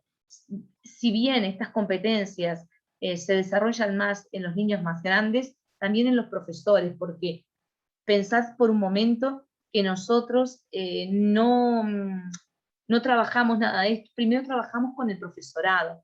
Nosotros hacemos juegos y ejercicios con el profesorado para poder desarrollar este tipo de competencias. Cuando pasan por uno, cuando esto pasa por uno, también pasa por el otro. Si tú vas a dar lo que tú tienes, si tú estás convencida de esto, lo harás. Si no hay formación, es imposible que lo hagas, porque puedes chafardear y puedes leerte cosas, pero es necesaria una formación por lo menos mínima de esto. Bueno, esta es una frase de Mario Alonso Puig que a mí me gustó mucho. Lo que el corazón quiere sentir antes o después, la mente te lo termina mostrando. Estos son unos recursos que yo ya os había dado, ¿verdad? No sé, creo que sí. Aquí, bueno, hasta ahora, hasta ahí, era el paradigma de perdón, Albana, los recursos los habías pasado, pero si quieres hacer un repasito rápido, nunca está de más, como tú quieras. ¿Sí? Vale. Mira, yo aquí os puse unos recursos para poder trabajar con los más pequeñitos y hasta los adolescentes. Aquí generalmente se trabaja a veces ponemos a los niños una serie, bueno, hoy llueve, vamos a poner de esto. Lo importante es que cuando pongamos un vídeo tenga un porqué y un objetivo. ¿Por qué ponemos este vídeo? ¿Cuál es el objetivo? ¿Qué quiero trabajar? ¿Quiero trabajar la seguridad? Pues mira, colegas en el bosque. ¿Quiero trabajar el miedo? El emperador y sus locuras, ¿no? Aquí hay una serie de vídeos que nos permiten a nosotros trabajar las emociones. Luego aquí tengo la bibliografía. Toda esta bibliografía la podéis que está aquí, es parte de todo lo que os dije ahora. Bueno, y aquí más o menos están, los dos últimos es lo que nosotros hemos hecho en Uruguay, ¿vale? Este es el último, es un trabajo de investigación que está publicado en la revista Resur, y esto es lo que hicimos, bueno, con el juez Edgar Requín, que es el anteproyecto de ley, que creo que también ya está, ya lo tenéis vosotros dentro de los materiales. Otra de las cosas que os quiero mostrar, aparte de mostrar esto, que es esperad un momentito, voy a dejar de compartir esta pantalla y les voy a mostrar unas programaciones que nosotros hacemos dentro del curso de educación emocional que tenemos en la Universidad de Montevideo.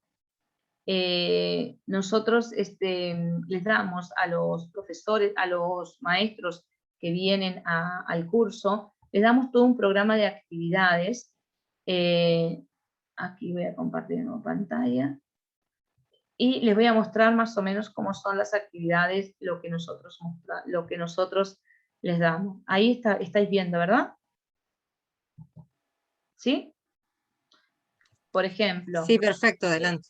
Esto es una planificación, ¿vale? Esta es una planificación que es para cuarto año, conductores de emociones. Entonces les damos los objetivos, ¿vale?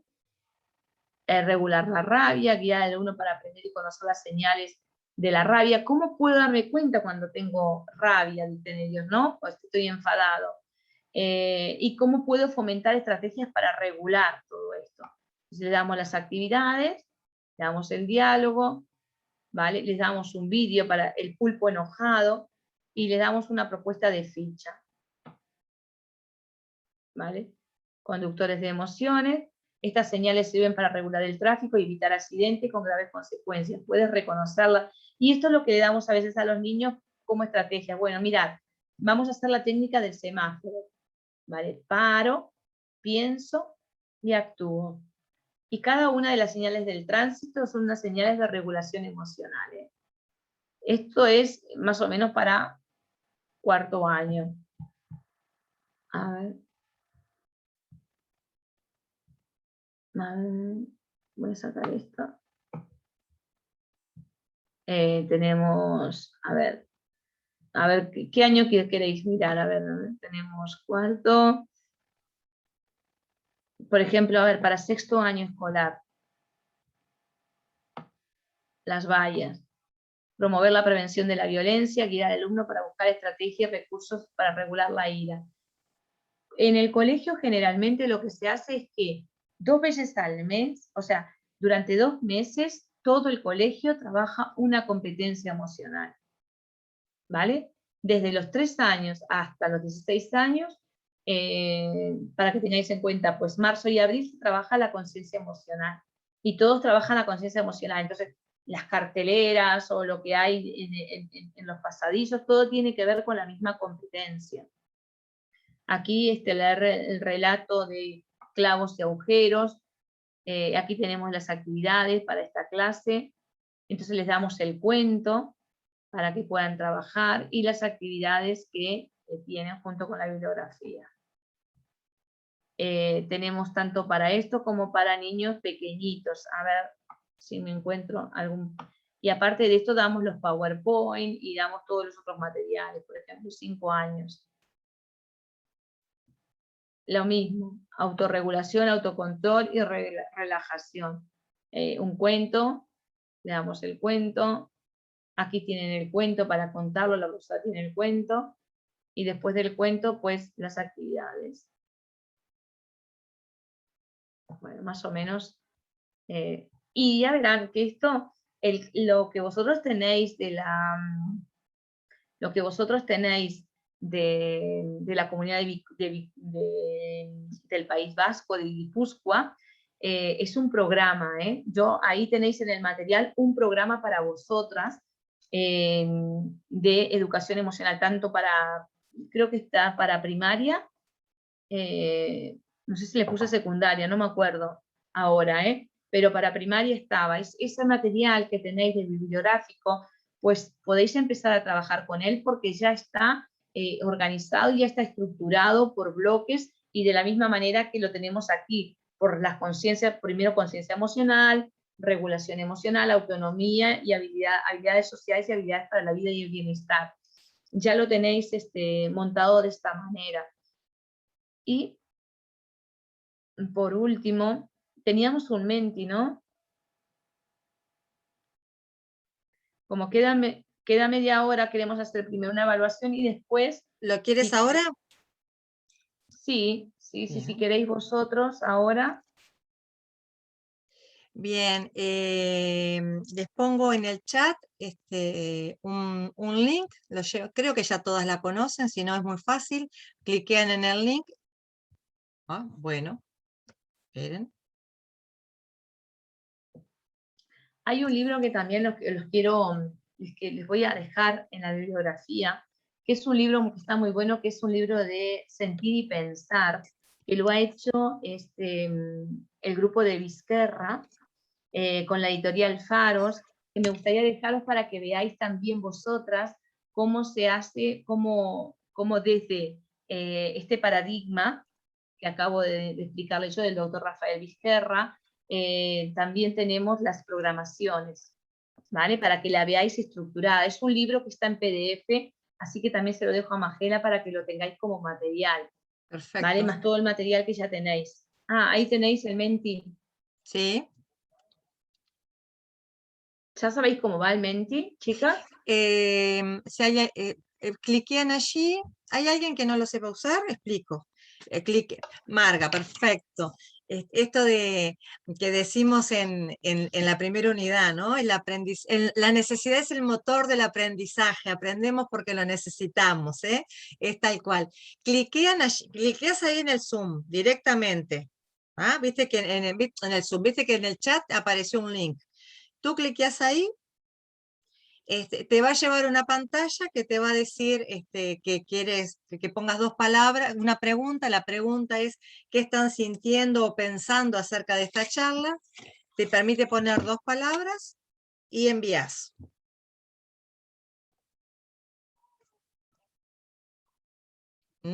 Si no sale, no pasa nada.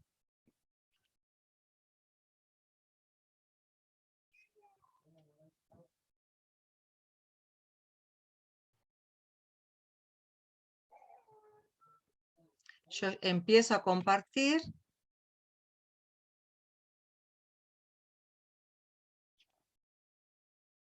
Si ustedes están viendo las palabras que están apareciendo en la pantalla, son las palabras que ustedes están escribiendo. Las que aparecen más grandes después son palabras que se repiten.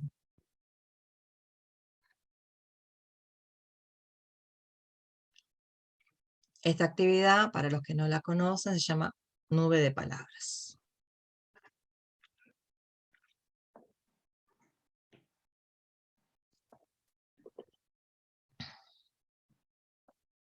Estoy compartiendo pantalla, se está viendo, ¿verdad? Sí.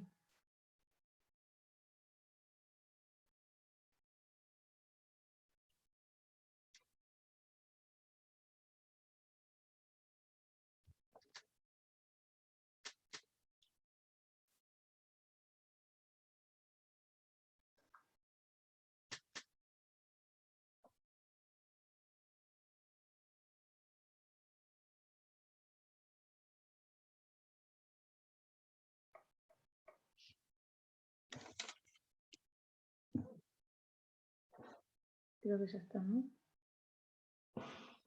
Hay 13 personas que participaron. Sí.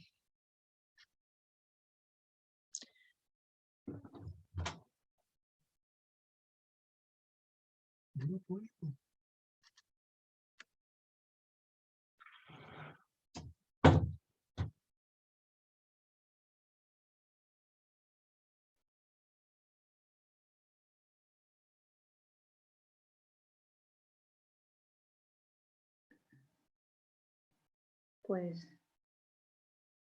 ya está, ¿no? Muy bien. Pues ya pues están todos muy bien.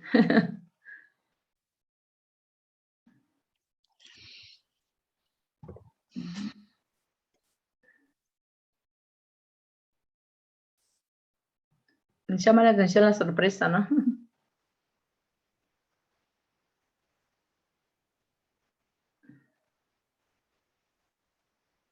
Están todas, ¿no, Magela, ya? Sí, sí, están, sí. Vale, perfecto. Bueno, gracias, chicas. Pues yo hasta ahora, en principio, yo dejaría por aquí porque no... Me gustaría si alguien tiene alguna pregunta que podamos compartir todos o quiere decir algo, agregar algo. Yo O quiero hacer una pregunta. Sí, adelante, Lía. Capaz voy a preguntar una tontería porque realmente no estoy empapada muy en el tema. Pero en Uruguay, ¿existe alguna escuela, algún colegio? Sobre todo me interesa la parte de la escuela pública, que realmente esté trabajando desde 3, 4 años a sexto este plan de educación emocional. Sí, sí, sí. Están trabajando, sí. Mira, tiene la escuela en Casaballe, la escuela 350. Tú habías nombrado algunas el Zoom anterior, Ah, pero vale. quería saber si además de esas que vos habías nombrado, Ah, no. No, bueno, yo ahora en el momento actual, bueno, nosotros como para hemos el interior. trabajado en el 2019, hemos trabajado con 38 escuelas. Ahora, desde el 2019 con 38 escuelas que hemos trabajado un año, ¿qué quiere decir que hemos trabajado un año? Que hemos sostenido la formación de los maestros durante un año, con actividades y encuentros, así como este que tengo yo con vosotras ahora. Nosotros formamos parte de un equipo. En ese equipo hay una psicóloga, una psicopedagoga, una profesora una profesora de dificultades de aprendizaje que habla desde las diferentes dificultades, por ejemplo, el TEA, trastorno de aprendizaje, el espectro autista, el síndrome de Down, habla cómo trabajar el aspecto emocional con este tipo de alumnado, inclusive con el de altas capacidades. Tenemos una experta en mindfulness, una terapeuta emocional que trabaja con los maestros. Bueno, y lo que hacemos nosotros es que todos los meses una de nosotras da una charla, ¿vale?, de formación para esos maestros y lo sostenemos durante todo un año escolar. Y todos los meses enviamos el material para trabajarlo y a la vez tenemos grupos de WhatsApp y tenemos el foro donde sostenemos cualquier dificultad que tengan las maestras. Es decir, por ejemplo, mira, la de tercero, mira, de repente me entró un niño o pateando, golpeando, ¿qué puedo hacer? Entonces escribimos rápidamente cuáles podrían ser las posibles soluciones. Y quizás otra le ha pasado lo mismo, pero no se ha animado a preguntarlo y coge ideas de lo que hemos dado y bueno, y entre todos formamos pues nada, un grupo donde podamos dar soluciones a estos problemas. Y lo que hemos hecho nosotros, Lía, es poder investigarlo, es decir, aplicamos un pretest al comienzo del marzo, y luego trabajamos durante los 10 meses y ahora aplicamos un post-test. Vamos a aplicar un post-test ahora al terminar, para ver cómo ha cambiado la situación inicial incluso después de pandemia. Gracias. Y lo que hacemos es en la Universidad de Montevideo, pues en la Universidad de Montevideo que damos estos cursos de educación emocional, que es el mismo equipo, es el mismo equipo.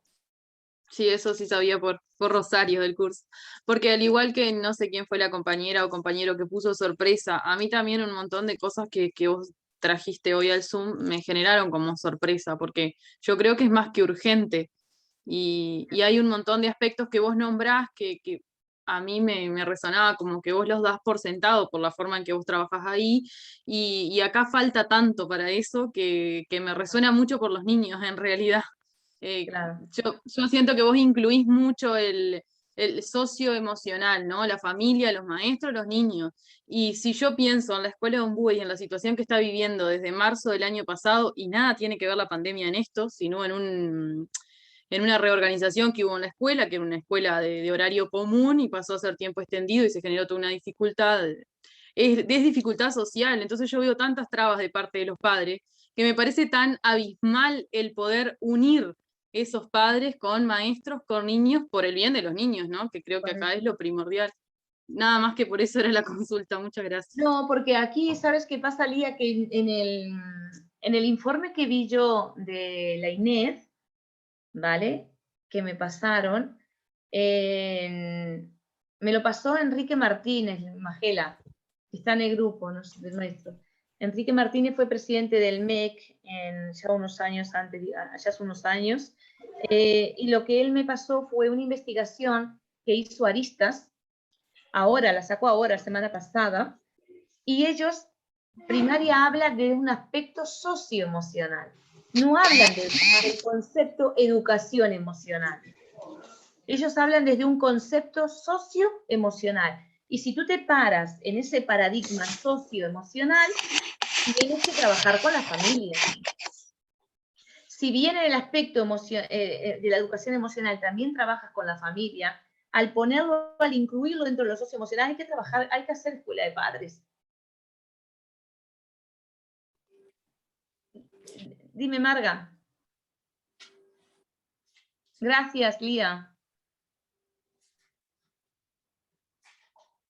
Albana, Adriana, no sé si me escuchás, ¿no? Hola. Marcela, ¿tú organizas ahí? Sí, tenía la palabra Marga, pero como le costó abrir el micrófono, Adriana participa y Marga, tú abre el micrófono. Bien, adelante Adriana. Perdona, No, Marga. Que está relacionada también con lo que decía recién esta compañera. ¿Qué tan avanzado está el tema de la ley de educación? Es decir, ¿es viable, es aplicable? Quedó interesada el espectro político como para poder desencadenar un avance, o quedó simplemente como presentada y no desencadenó ningún interés más? Bueno, nosotros, Magela había propiciado un grupo para hablar, un grupo abierto de profesionales para apoyar la iniciativa de la educación emocional, de la ley, del anteproyecto. Este anteproyecto que está dentro de los materiales, que no sé si vos lo habéis leído. Sí. Este anteproyecto nosotros hicimos el camino que se tiene que hacer ante cualquier anteproyecto. Cuando estuve en agosto, la Comisión de Educación del Senado estuvo con nosotros, me escuchó, inclusive me escuchó por más de una hora, tuvo una audiencia, y yo sentí, y fue la impresión que sentimos todos, que todos los pensamientos políticos diferentes de nuestro país, dentro de esa Cámara de Senadores, estaban de acuerdo con lo que estábamos diciendo, que era necesario. Claro. Nos dijeron que después de la rendición de cuentas lo iban a ver. Hasta ahora, la única novedad que tengo es que desde la Comisión de Educación de la Cámara de Diputados, nosotros no lo presentamos a los diputados, quieren que lo presentemos a los diputados. Vale. El camino que recorre esto, no lo sé. Lo que nosotros hicimos con el ministro fue que es necesaria la formación. Los profesores tienen que formarse, no tienen que... Porque esto, mira, en definitiva, no es un alto coste a las arcas económicas de nuestro país. Es decir, los maestros necesitan formarse para poder formar, necesitan tener recursos para poder ofrecerlo. Lo que está haciendo la INEDI, lo que está haciendo primaria, de forma muy tímida, porque hay pocos actores que lo están haciendo, es permitiendo que algunos maestros y algunas escuelas puedan trabajar el aspecto socioemocional. Pero te dicen que lo puedes trabajar, pero no te dicen cómo, porque no tienes información. Claro. Y nosotros con la ley lo que queremos es esto. Claro, porque si no cada uno lo termina aplicando de la mejor manera posible, pero no hay un respaldo, una fundamentación, ¿verdad? Claro. Y no se puede, ¿sabes qué, Adriana? Banalizar. Es decir, no se puede banalizar con un tema que las investigaciones, yo porque no les nombré ahora, pero yo en este momento estoy en un proceso de tesis de doctorado, ¿vale? Existen, pero múltiples investigaciones, ¿eh? Mira, en el Instituto Ayrton Senna de Brasil, en Chile, en Corrientes ya es ley, aquí toda esta parte de aquí, en Australia, en España, en las Islas Canarias ya es una ley, en Estados Unidos, en Inglaterra, ya lo están utilizando hace mucho tiempo y está dando muy buenos resultados. De la década de los 90 lo están utilizando y da buenos resultados. En cuanto a los niveles de deserción escolar, a los comportamientos de riesgo, desciende la violencia, aumentan las emociones positivas de los niños, aumentan la motivación, la creatividad. Inclusive os digo más, en las Islas Canarias hubo un problema porque, claro, se quitaron horas a los profesores de matemática y de lengua, ¿vale? Para poner a la educación emocional como asignatura. No se quiso quitar ni educación física ni arte, porque el arte y la educación física van vinculadas con el mundo emocional de los niños. Y los niños hoy por hoy aprenden de un móvil, aprenden de los padres. La pandemia nos mostró que pueden aprender en casa. Sí, obvio. Pero muchas gracias. Bien, Marga, yo tengo que pasar ¿cómo se dice? Un chivo que dicen acá de propaganda, Albana, porque en Corrientes, lo tengo que decir, en Corrientes hay ley desde hace 12 años y la ley de educación emocional en Corrientes fue impulsada por el Colegio de Psicólogos Sociales de Corrientes. Es decir, por eso la psicología social tiene mucho que ver con esto. Nada, lo tengo que decir, Albana, tengo que sacar la camiseta. Está muy bien. Adelante, Marga. Es que está muy bien.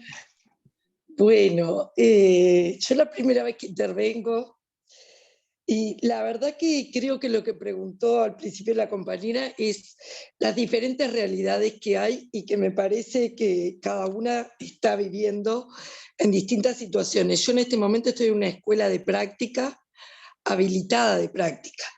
Pasé por escuela común, pasé por escuela de tiempo completo, pasé por escuela de tiempo extendido, está las escuelas Aprender.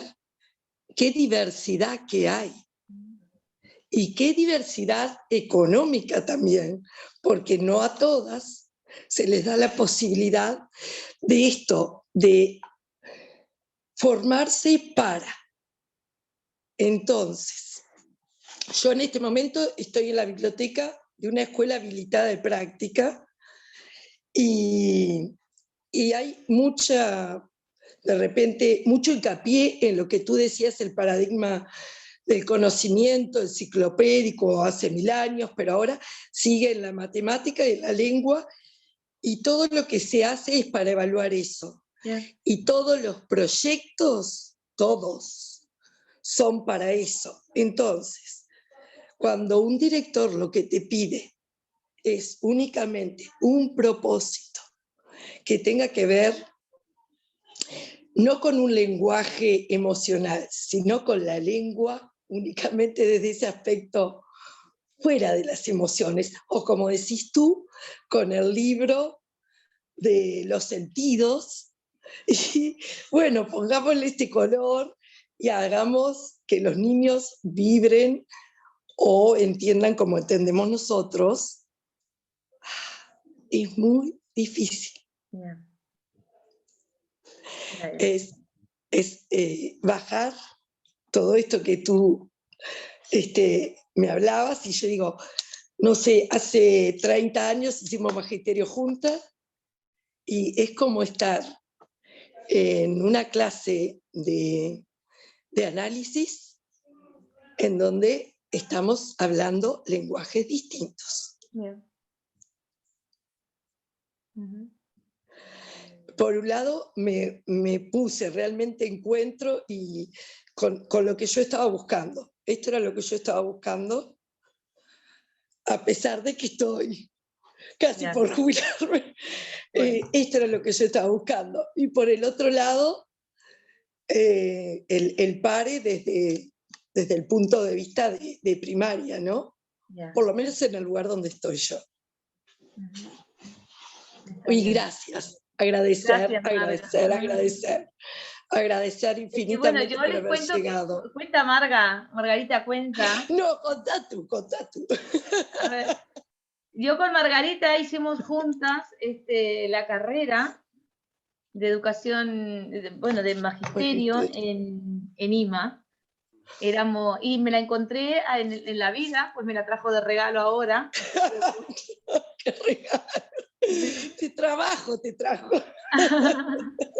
y ahora, bueno, mira, nos vemos aquí. Bueno, y tal cual, es así. Pero bueno, yo creo que tenemos que hacer un camino juntos y que esto como dijo María Teresa de Calcuta, ¿no? Que cada gota de agua en el océano es importante. Por algo vosotras estáis aquí. Sí, sin lugar a dudas, nos puso Dios para mí. Aquí estoy viendo, sí, a nivel de Plan CAIF se viene trabajando en este sentido, así como en algunos programas de INEFOP, donde se incluyen competencias transversales. Sí, Bea es la que escribió. Sí, Bea, tienes razón, sí. No sé cómo, que no sé si a nivel de Plan CAIF hubo una formación, ¿no? No sé. A nivel de Plan CAIF hubo una formación, creo que tú fuiste parte de eso, de ese programa, y a partir de ahí también se siguió trabajando, y desde Chile vino un programa de competencias parentales y crianza positiva, que también incluye muchos de estos elementos, y en los equipos como de autocuidado también se están implementando algunas. Obviamente que como bien decías la otra vez, no está como implementado a nivel general, pero sí es bastante, a nivel de Plan CAIF está bastante avanzado. Y en INEFOP principalmente en programas que tienen que ver con mujeres, con trabajadores que están en desempleo, que han incluido como competencias del siglo XXI el autoconocimiento, la autoestima, la autonomía, la autorregulación. Y bueno, se trabaja con eso, con esos conceptos a nivel de programa, ¿no? Como competencias transversales, ¿no?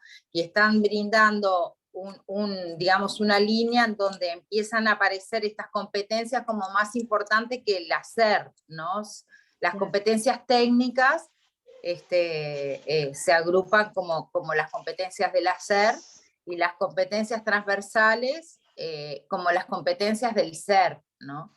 Y bueno, y con la premisa de que todos podemos aprenderlo, ¿no? Porque esto aparece en la universidad de la vida. Bueno, sí.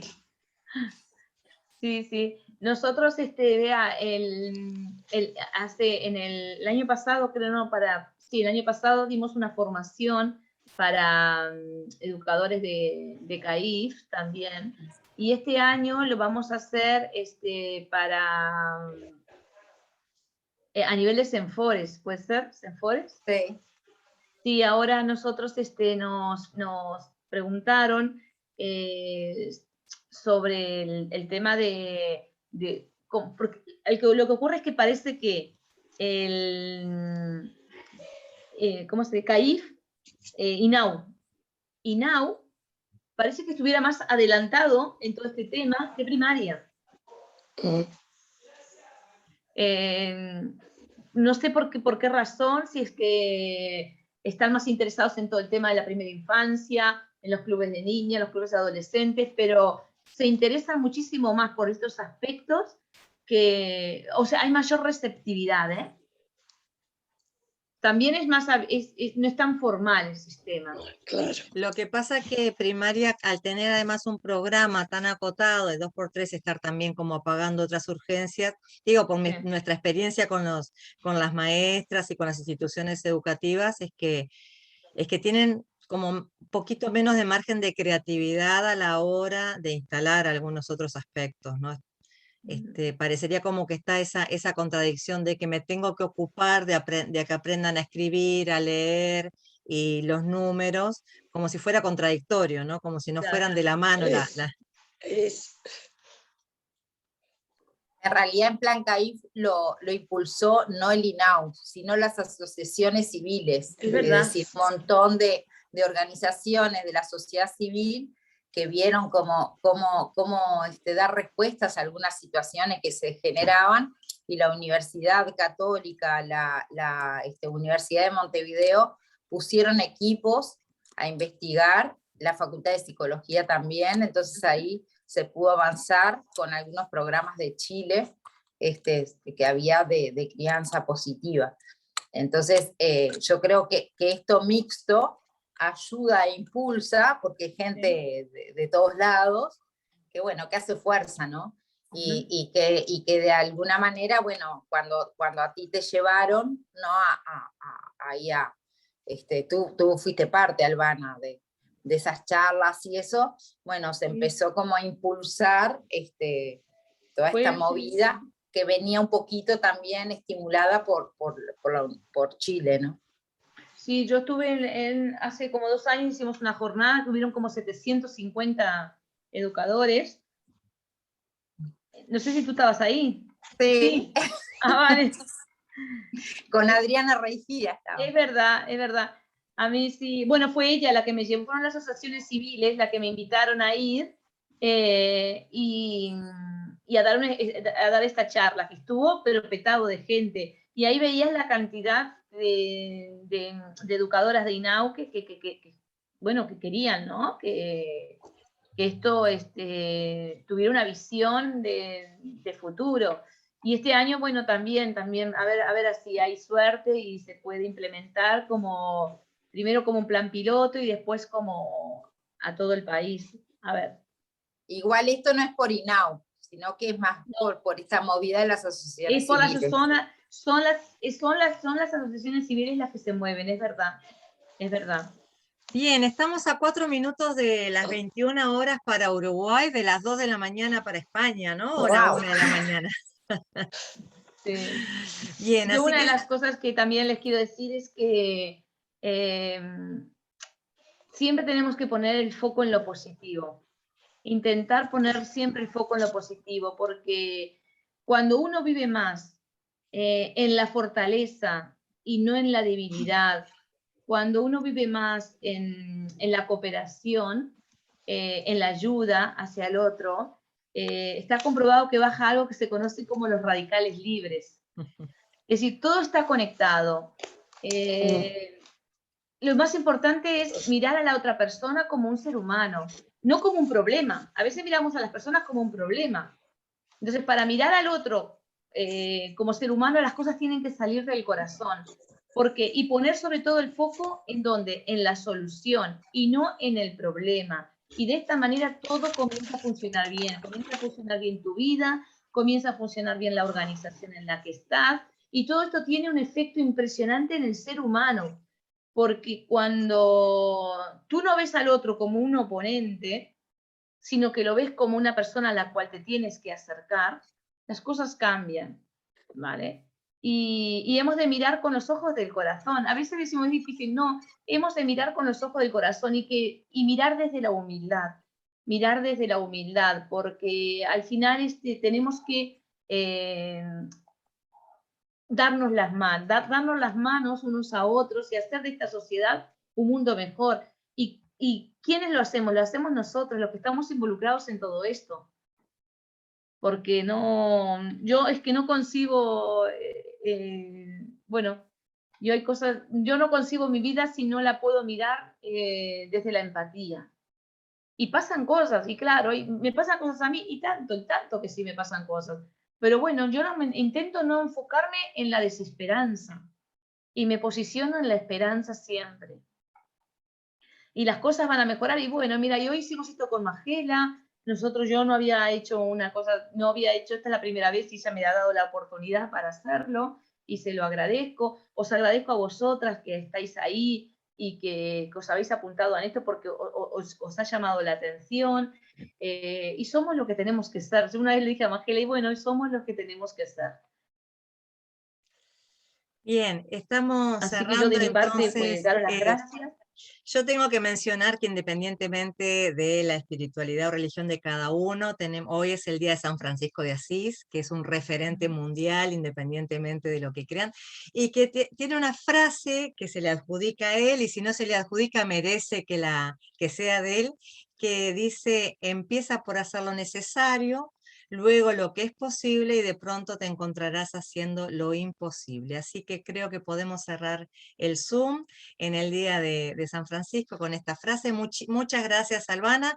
Estamos cerrando esta semana este seminario.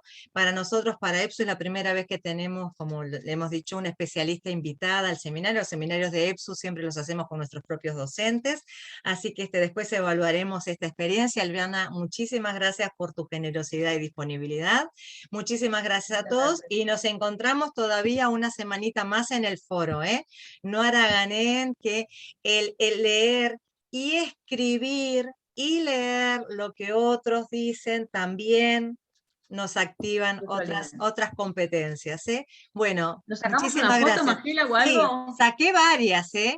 Pero ahora me gustaría que los que puedan, peínense, prendan las cámaras los que están pudiendo, que vamos con la foto.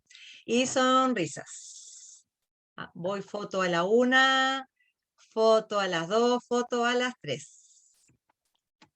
¿Sí? Para Karen, no saliste en la foto, voy de vuelta. Ahora, dele. Vamos con Karen y Adriana y Beate. Vamos ahora sí. ¿Foto sí? Listo. Muy bien, muchísimas gracias. Hasta luego, nos estamos viendo. Gracias. Saludos a todas. Igual para ustedes. Gracias. Gracias a